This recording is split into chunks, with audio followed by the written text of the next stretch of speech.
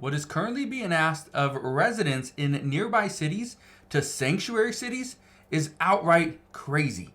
I'm going to address what was just said recently and why this has many residents in nearby cities completely outraged. So I will address that in just a moment. The one thing that I just want to come out and say is that this is something that many are expecting is going to happen all across the United States. So I will break that down in just a moment. All I ask is one thing, takes 2 seconds. Go ahead, hit that like button if you enjoy these daily updates. And now let's begin.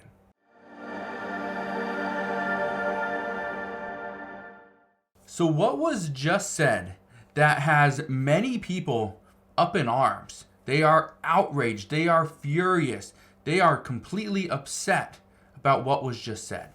Look at this. So a Boston Democrat calls on the city's suburbs to take in migrants, and she calls for more financial support. Now, I want to read you her exact statement. Her name, it's a Boston City councilor. Her name's Julia Mejia. But this is what she had to say. She says, Dedham, Wellesley, and Brookline, cities and towns that have so much more resources than the city of Boston, people who actually have more financial support. We need to do everything in our power to make sure that we are setting them up for success, or whatever success looks like. Now, she goes on and she talks about how, we should provide a home. We should open our doors. And I just want to ask you one thing. If a stranger, whether they were an immigrant or not, doesn't matter. If a stranger came to you asking to potentially stay in your home, would you allow that? For me, it would be no. Okay? Not because I don't want to help, because I help in other ways, but because I do not want a stranger that I don't know where they're from, what their intentions are, anything about them. I don't want them staying in my house. I also don't want a stranger staying in a house with my wife or my 3 kids. So how can we just open up our doors? Well, just to give you an idea of where Dedham, Wellesley, or Brookline is, okay? Let me show you this little map right here. Okay, this is Boston. If we zoom in a little bit, okay, so it's actually down here. So you can see Brookline. There's Boston right here. Okay, Brookline's here. We got Wellesley up here, and then we got Dedham down here, right here. Okay, Wellesley's over here. Zoomed in too far. Okay, so Dedham's here, Wellesley's here, got Brookline right here. All right, this is what she is calling on, that they have more resources in this area than in the city of Boston. So they should help out. Well, here's the problem.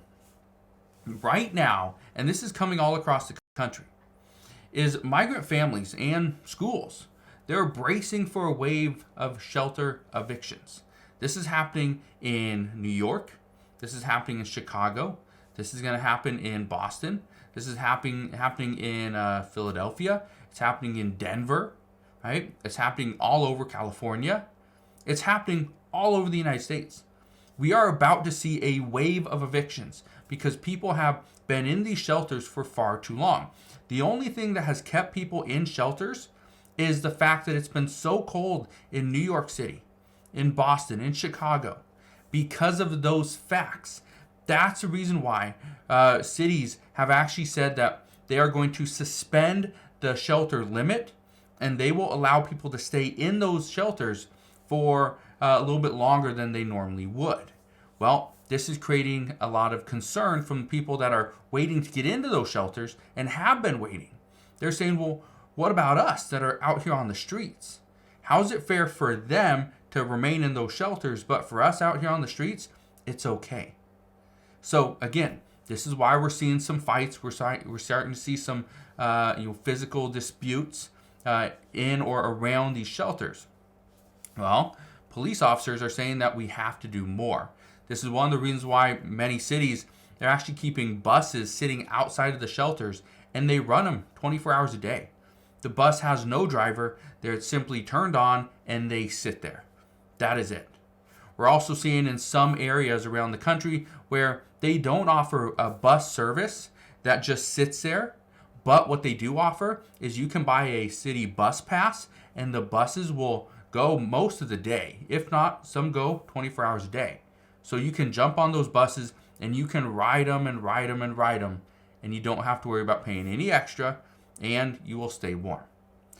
Now, the one thing I can tell you is we are about to see more and more cities push back against evictions. We're also about to see more cities and mayors and residents as well. They will start pushing back against the federal government because as of right now, there's no additional funding for states. There's nothing being discussed as far as additional funding for states to go towards building additional shelters, go towards more affordable housing for one, go for more food, and just additional things like that. The resources are limited.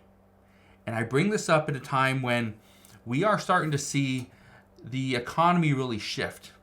People are starting to feel the effects of food prices rise again.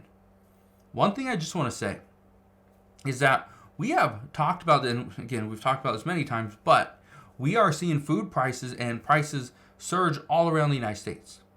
And the reason why is because we are continuing to spend money. We have to spend money. We have a little bit, we spend it. We have credit cards, so we use them. It's turning into a problem. But here's the thing.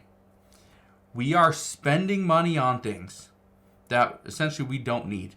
And according to one report that I was reading just the other day, they were saying how I think it's like 60% of Americans are buying items that they don't need because they have a little bit extra money.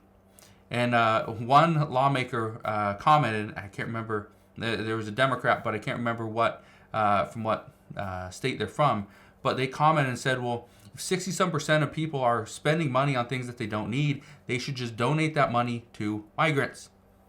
Here's the thing. If you're working, and let me ask you this, if you're working and you're putting your life at risk, you're spending time away from your loved ones, your kids, your friends, things that you enjoy, are you willing to donate 60%, or 60% of Americans are they willing to donate some of their income to immigrants simply because the United States government can't take care of them? Well, I don't think so.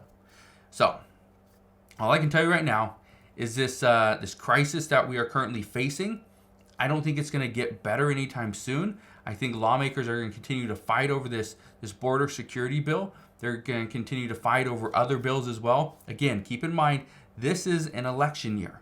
So what passes this year is going to be what lawmakers campaign on in this upcoming election. So just keep that in mind. But the one thing I can promise you is I will be here every step of the way. I'll fill you in on all the latest news and updates. All I ask is one thing. Go ahead, hit that like button if you enjoyed today's video. Also, click that subscribe button so you never miss an update. And I will see you guys on the next one.